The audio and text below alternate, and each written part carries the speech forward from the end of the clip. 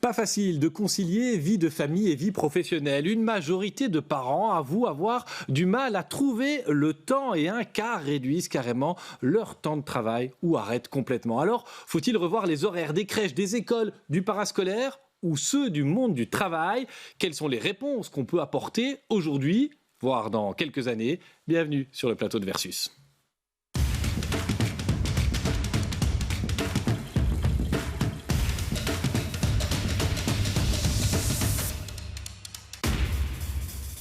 Les accueille en plateau Madeleine Guyot. Bonjour, vous êtes la directrice générale de la Ligue des familles et vous tirez la sonnette d'alarme cette semaine dans un rapport, on en parlera. Pauline Depré, bonjour. Vous êtes chargée pour l'ASBL Toboggan des activités parascolaires, extrascolaires. C'est un élément de réponse pour des parents qui travaillent quand les enfants sont libres.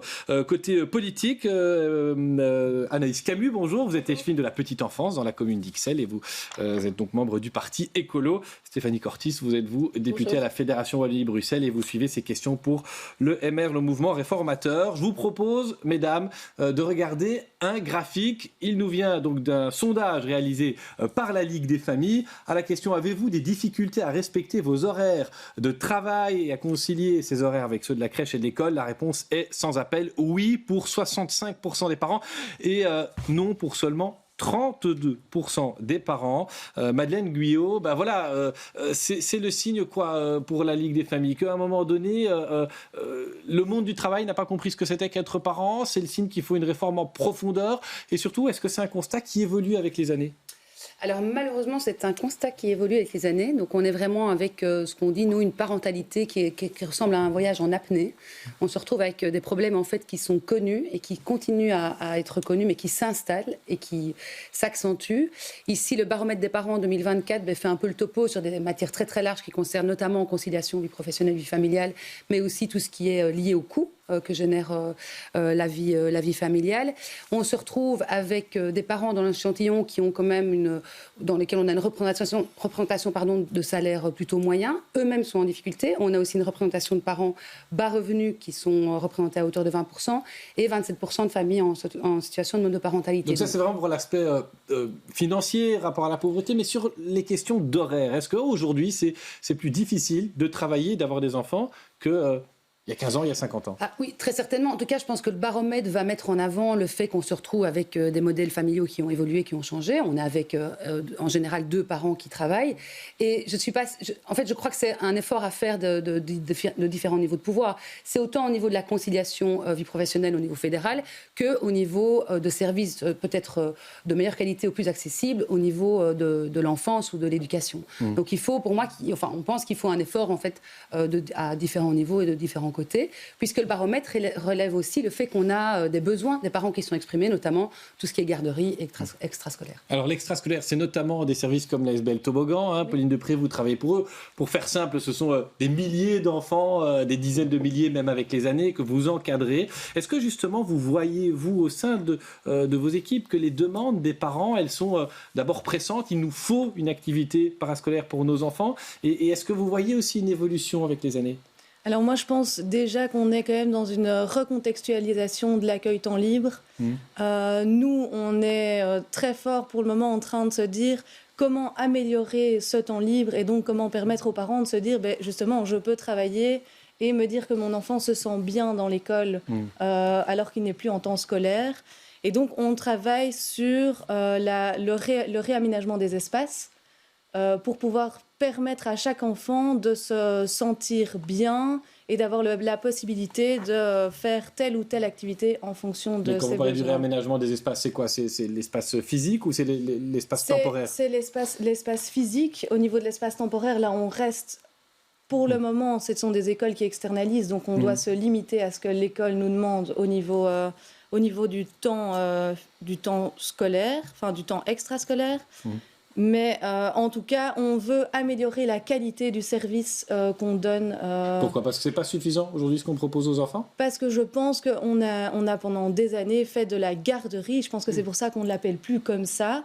Fait de la garderie où en fait on a tous l'image de ce surveillant qui est assis sur son banc et qui regarde 50 enfants jouer, 50, s'il passe 60, 70 à lui tout seul, et où en fait les enfants finissent par se disputer, et par générer des conflits qu'au final on ne sait plus gérer par la suite dans la classe. Là, vous répondez, midi. pour que ce soit bien clair pour les téléspectateurs, vous répondez à des critères entre guillemets fixés par la Fédération Wallonie-Bruxelles. Elle vous dit vous ne pouvez plus recevoir des subsides uniquement pour une garderie, mais qu'est-ce qu'on attend de vous précisément? Alors l'ONE nous demande de mettre en place des activités et donc d'aménager différemment ce temps. Et est-ce que la question des horaires est importante dans les exigences de l'ONE? Actuellement, nous, on n'a pas, Okay. on n'a pas modifié général, les horaires. Vos activités s'arrêtent vers quelle heure? On a une école qui souhaite modifier ses horaires par rapport au temps de concentration des enfants, mais je pense qu'on y reviendra. Ça, on y reviendra. Ok. Alors, je me tourne vers l'élu local.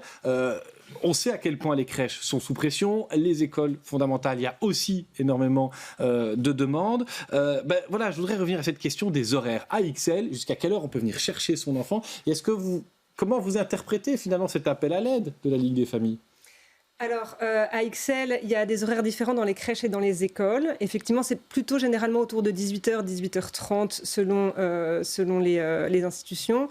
C'est un horaire qui, pour beaucoup de parents, est quand même difficile à respecter, pour tout un tas de raisons. Maintenant, moi, je voulais juste peut-être quand même revenir sur votre sondage, en tout cas les résultats du sondage de la Ligue des Familles, 65% des parents qui ont du mal à concilier leurs horaires. Je pense que c'est quand même très, très interpellant dans la mesure où, en fait, on se rend compte que la société entière est centrée autour du travail des parents, et très peu autour des besoins des enfants. Et donc, à XL, oui, on ferme à 18h, 18h30, mais en fait, fermer plus tard, c'est pas rendre service aux enfants, ni rendre service aux familles. Et donc, il faut plus aller vers une réflexion globale sur le temps de la journée, comment on réorganise la journée, le temps de travail des parents, pour le bien-être des enfants et des familles. Stéphanie Cortis, je reviens. Donc, on nous dit à la SBL Toboggan, oui, on a des critères, ils nous sont fixés. On imagine que c'est pensé, décidé à un moment donné au niveau de la Fédération Wallonie-Bruxelles où vous siégez. Est-ce qu'on pourrait intégrer cette notion d'horaire d'une manière ou d'une autre? Est-ce qu'on en parle? Est-ce qu'avec vos collègues, quand vous êtes en commission, que vous interpellez les ministres, cette question des parents qui travaillent et de la difficulté qu'ils ont à être travailleurs et en même temps parents, elle est posée, cette question-là? La première chose, c'est qu'un constat qu'on fait avec mon groupe OMR, c'est que le travail, ça a l'air souvent d'être un gros mot. Quand on en parle dans le secteur de l'enfance, de la petite enfance, c'est pas un gros mot. Nous, on veut soutenir les familles, on veut mieux concilier la vie privée, la vie professionnelle. Alors, au niveau de la Fédération Wallonie-Bruxelles, on a plusieurs moyens d'action. Il y a les crèches, et donc nous voulons augmenter le nombre de places en crèche avec une priorité pour les places, tant qu'il n'y en a pas pour tout le monde, pour les parents qui travaillent. Le temps scolaire qui a été révisé au niveau annuel avec une réforme, et on parlait des besoins de l'enfant. Elle a vraiment été pensée d'abord et pour l'enfant au niveau de ses besoins chronobiologiques. Et effectivement, ça pose des soucis à certains parents. J'imagine qu'on y reviendra, notamment la désynchronisation avec les autres communautés, qui est un vrai problème et qu'il faudra régler lors de la prochaine mandature. Ensuite, il y a tout le secteur de l'enfance. Et dans le secteur de l'enfance, on en a parlé, il y a les crèches, mais aussi l'accueil extrascolaire. Et d'ailleurs, vous avez bien fait de le dire, le mot garderie, il ne faut plus le dire, parce que l'accueil extrascolaire, et j'en viens à votre question, ce sont des critères qu'on met en place au niveau de l'enfance, au niveau de l'ONE, justement pour améliorer la qualité de cet accueil et bien faire comprendre aux gens que ce ne sont pas que des garderies, c'est vraiment un temps de qualité pour l'enfant. Et alors, dans cet accueil extrascolaire, il y a évidemment ce temps avant et après l'école, au sein de l'école, qu'il faut améliorer, parce qu'on voit que les accueillantes sont sous statut précaire, ne sont souvent pas suffisamment formées, ne se sentent pas assez intégrées avec les équipes pédagogiques. Et il y a aussi tout ce qui est école de devoirs, centre et pleine de vacances. Alors moi, ce que je regrette, c'est que sous cette mandature-ci, la ministre Linard avait promis une réforme de l'accueil temps libre, donc tous ces secteurs compris, et qu'elle n'a pas réussi à trouver d'accord avec les professionnels du secteur. Donc c'est de nouveau reporté à la prochaine mandature. Alda Grioli, CDH, sous la précédente mandature, avait déjà annoncé une réforme. Elle n'a pas été votée sous la précédente mandature, toujours pas sous celle-ci, et c'est de nouveau reporté, et c'est vraiment dommage pour les enfants, mais aussi pour les parents. On attend dans le secteur des réformes, oui, Madame Depré.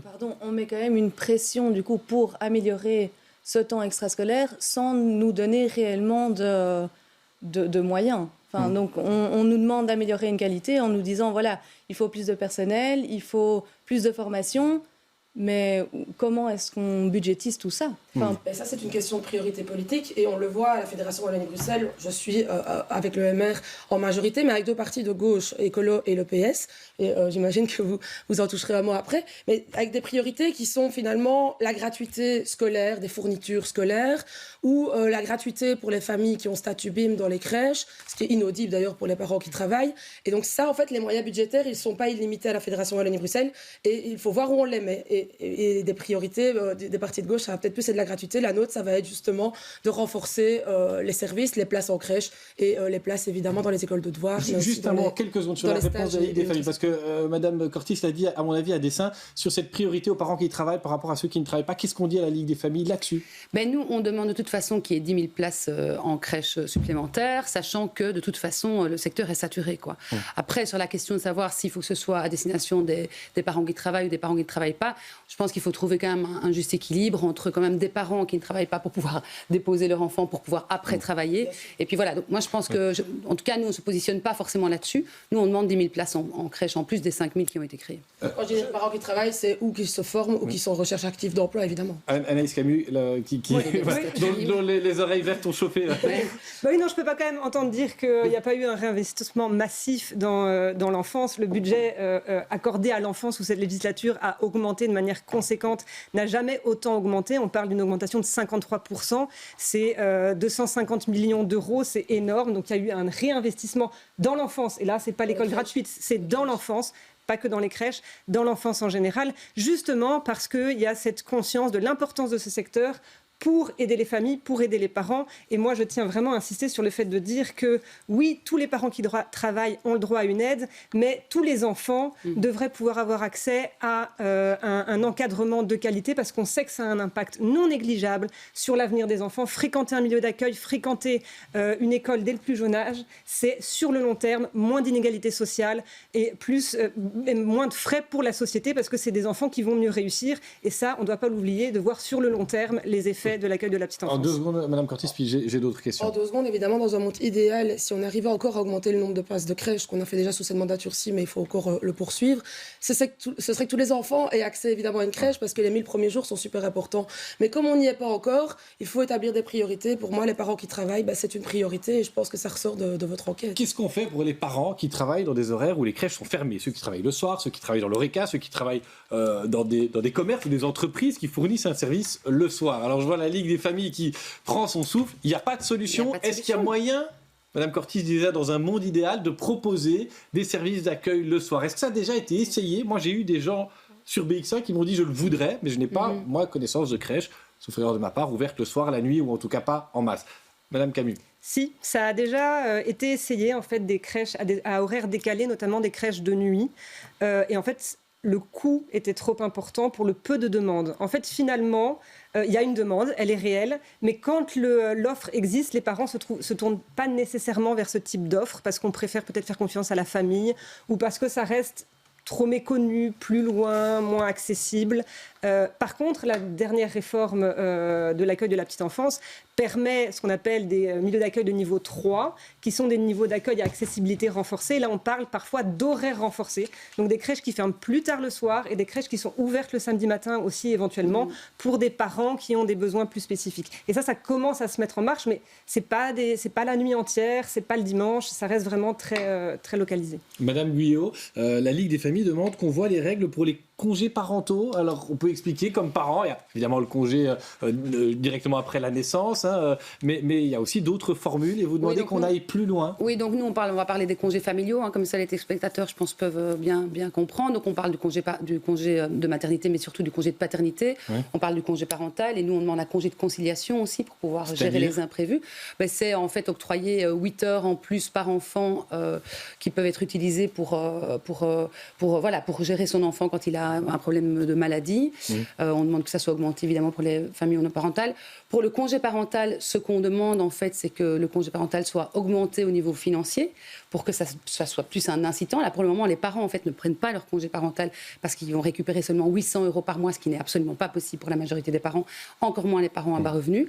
Et on demande un congé de paternité allongé, l'idéal à 15 semaines, puisque comme je le disais en début d'émission, on peut parler de la petite enfance, de tout ce qu'on vient d'expliquer ici avec l'accueil extrascolaire, c'est une longue chaîne, en fait, la question des parents. Si on ne fait pas de modification au niveau des congés familiaux, en fait, on ne réglera pas non plus les autres questions de conciliation des temps. Alors, c'est pas une compétence de la Fédération Wallonie-Bruxelles, mais on a les moyens aujourd'hui de donner plus de congés parentaux, et donc avec quand même une intervention de l'État, oui. Mais c'est une question la de Ligue des volonté familles a politique. posé, je pense, la question à tous les partis. En tout cas, on vous a répondu la semaine passée sur le renforcement du budget au niveau du premier mois de congé parental et l'augmenter. Ça, nous sommes tout à fait d'accord, puisque ça permettrait à plus de personnes de franchir ce cap et de se dire je perdrai moins de moyens si je prends un congé parental. Donc, je pense que ce sera bénéfique pour les femmes. Par contre, il faut se rappeler que sous cette mandature-ci, où mon groupe est dans la majorité au niveau fédéral, le vôtre également. Nous avons allongé déjà le congé de paternité de 10 à 20 jours. C'est déjà une très belle avancée. Et on le voit dans votre étude que ça stabilise, en tout cas ça équilibre en tout cas les relations familiales. Il y a plus de pères qui les prennent. Et donc à nouveau, c'est bénéfique pour les femmes. Par contre, j'ai des chiffres sous les yeux et je pense qu'ils sont importants. Augmenter le nombre de congés parentaux, etc. Je ne pense pas qu'on puisse y arriver à l'heure actuelle. En tout cas, à nouveau, c'est budgétaire. Il y a beaucoup de priorités, évidemment. Mais sachant qu'en Belgique, si on additionne avec les 13 types de congés différents qu'on peut prendre, etc., on arrive à 6,2 ans pour une personne qui a un enfant et donc qui peut prendre des congés pour 6,2 ans. On voit qu'aux Pays-Bas, c'est 1,1 an. 2 ans au Luxembourg, 2,2 en France ou 2,5 au Danemark. Donc on n'est pas les derniers. Pour une fois, on n'est pas les derniers. Et elle n'est pas d'accord, Madeleine Guyot. Non, c'est parce qu'il faut faire attention quand même à ne pas faire des comparaisons. On ne peut pas comparer des pommes et des poires. C'est-à-dire qu'en fait, les parents n'ont pas accès aux mêmes congés en fonction du fait qu'ils soient salariés, indépendants, fonctionnaires. Il y a toute une série de congés qui existent, mais en général, ils ne sont pas... Enfin voilà, il n'y a pas d'égalité entre les parents par rapport à ça. Après, ce que je voulais dire aussi, c'est que vous parlez de choix politiques. Je pense que vous avez raison, mais on peut aussi se questionner du coup sur le coût en termes de soins de santé que ça engendre. On parle d'épuisement parental. Je pense qu'il y a 10 ans d'ici, on ne parlait pas d'épuisement parental. On est le troisième... C'est un tabou qui s'est levé ou c'est quelque chose qui est apparu? Non, moi je pense qu'en fait il s'accentue. Il y a des études qui montrent qu'on est le troisième, la Belgique est le troisième pays au monde à avoir le taux d'épuisement parental le plus élevé. Ça coûte excessivement cher en fait à la société. On se retrouve avec ici d'ailleurs, on a eu les chiffres de l'INAMI qui ont été... relié ce matin par le journal Le Soir en Une, qui indique qu'en fait, ce sont les femmes qui ont la charge familiale la plus élevée. Ce sont elles qui vont être qui sont surreprésentées en invalidité. Quand on amène le congé parental comme une mesure qui croise du coup avec l'invalidité, on se retrouve avec une baisse de 21% du nombre de jours d'invalidité. Je voudrais revenir sur une question qui a agité beaucoup de débats sous cette législature. C'est la réforme du calendrier scolaire. Et je me tourne vers la SBL Toboggan. On a beaucoup entendu notamment le secteur associatif dire oui, mais comme c'est pas aligné, on n'arrive pas à proposer les stages qu'on proposait d'habitude, on n'arrive pas à trouver les animatrices, les animateurs qu'on trouvait d'habitude. Comment vous avez géré ça, vous, chez Toboggan? Et est-ce que vous pouvez au moins rassurer les parents qui nous regardent sur les mois à venir, les prochaines grandes vacances? Alors, rassurer, je ne sais pas, mais en tout cas, nous, on propose des stages pendant toutes les périodes de vacances scolaires. C'était plus compliqué avec la réforme du calendrier? Je pense que c'est plus compliqué à gérer pour nous en interne au niveau logistique. Ça demande plus de gestion de matériel, des allers-retours toutes les 2 semaines, alors qu'avant, c'était quand même plus... concentré. Plus concentré. Après, on a beaucoup plus de demandes pendant les congés flamands que pendant les congés francophones. Nous, c'est ce qu'on constate depuis qu'il y a eu la séparation. Mais Et vous expliquez ça comment? Je pense qu'il y a moins d'ASBL qui proposent des stages pendant les périodes flamandes actuellement. Okay. La seule chose qui est très compliquée, c'est de trouver du personnel adéquat pendant ces semaines-là, du coup. Parce que c'est vrai que, généralement, on engage des enseignants qui sont justement en vacances et que là, on se retrouve avec... mais vu qu'on fait des stages en français pendant les périodes de vacances flamandes, avec du personnel qui travaille. C'est Stéphanie Cortis, il y a une perspective qu'au moins les congés de l'enseignement supérieur, là où on va souvent puiser des jobistes, s'alignent pendant la législature prochaine. Sous cette législature, on a compris que c'était un peu tendu pour les accords à la oui, fédération. c'était pas tendu, mais c'est vrai que il faut prendre le temps de la réflexion. On a pu mettre en commun certains congés avec les hautes écoles, et pour les universités, c'est plus compliqué. Nous, on veut faire ça dans la concertation. Ça fait une grosse année qu'on en parle, 1 an ou 2 ans. Rappelons que pour la réforme des rythmes scolaires dans l'enseignement obligatoire, il a fallu 30 ans. Alors je ne veux pas qu'on passe encore 30 ans à en discuter, mais c'est normal que ça prenne le temps. Il faut le temps de la concertation et ne pas apposer ça au supérieur. Mais évidemment, la désynchronisation avec les autres communautés, la désynchronisation avec le supérieur pose des problèmes. Dans les plaines et centres de vacances également, c'est plus difficile de trouver des animateurs. XL où vous organisez sans doute des pleins de jeux, puis il faut gérer le personnel dans les crèches. Attention, la désynchronisation, ce n'est pas un phénomène nouveau. Il y avait déjà des difficultés à travailler avec des étudiants pendant les périodes de blocus, pendant les vacances de Noël, les vacances de carnaval, les vacances de la Toussaint. C'était déjà des moments où les étudiants n'étaient pas forcément disponibles. Donc oui, il y a quelques ajustements à faire là à la marge. Et effectivement, je pense qu'on va trouver un accord pour évoluer vers quelque chose de plus cohérent. Et j'espère aussi avec le système néerlandophone. Mais ce n'était pas déjà parfait avant. Je pense qu'il faut revoir les journées, le rythme journalier des enfants? Stéphanie Cortis, je pense que ça fait partie du programme de votre parti, dans celui d'écolo aussi. Donc là, on a peut-être une alliance droite-gauche, on va dire. Voilà, mais je me tourne vers l'ASBL Toboggan. Est-ce que vous remarquez en pratique que les jeunes, il y a des heures avec lesquelles on peut faire certaines activités et puis d'autres heures où ça ne va pas? Parce que voilà, ils ne sont pas concentrés, ils sont trop fatigués, ils sont pas dedans. Mais je pense que pas mal de recherches ont bien démontré qu'à 8h30 du matin, l'enfant était dans son niveau le plus faible de concentration, tout comme entre 12 et 14 heures, et que le niveau le plus élevé de l'attention, c'était vers 10-11 heures et vers 14h30, 15h30, moment où l'enfant est soit dans la cour de récréation, soit en train presque de rentrer chez ses parents, si les parents savent se permettre de venir les chercher. Madame Guyot, vous opinez du bonnet. Donc cette réforme du rythme scolaire, c'est quelque chose qu'on attend, qu'on demande à la Ligue des familles? Alors nous, on ne demande pas pour l'instant parce qu'en fait, on estime qu'on n'a pas assez de données. En fait. C'est-à-dire que donc, dans le baromètre des parents, voilà, il indique que les parents sont mitigés par rapport à ça parce que ça va aussi fortement dépendre quand même d'une situation familiale à une autre et des besoins des parents. Après, voilà, ici, on sait bien qu'effectivement, je pense que sur le fond, la modification des rythmes journaliers, elle est, évidemment, je ne vais pas aller contre le fait qu'il faut respecter. Ça veut dire qu'on déposerait les enfants à quelle heure? On irait les chercher à quelle heure à l'école et qu'est-ce qu'ils feraient entre? Moi, je ne peux pas vous répondre. Par contre, ce que je peux vous dire, c'est qu'il faut qu'il y ait des modalités décisionnelles qui soient beaucoup plus claires que ce qu'il y a maintenant. Stéphanie Cortis ou Madame Camille? Je ne vais pas vous dire ce qu'on doit faire exactement parce que, comme pour l'alignement avec le supérieur des rythmes annuels, ici, c'est une réforme qui doit être concertée avec les acteurs de l'école, mais aussi avec évidemment les parents et les secteurs culturels, sportifs, associatifs qui entourent l'école. Donc on n'a pas une solution toute faite, mais par contre ce qu'on a fait nous récemment, c'est qu'on a auditionné tous les acteurs et on entend qu'il y a une envie d'aller vers là, mais beaucoup de craintes et beaucoup de points à régler, notamment les horaires des enseignants, une rémunération supplémentaire s'ils restent plus longtemps à l'école, comment est-ce qu'on intègre les acteurs externes dans l'école pour faire du sport, etc.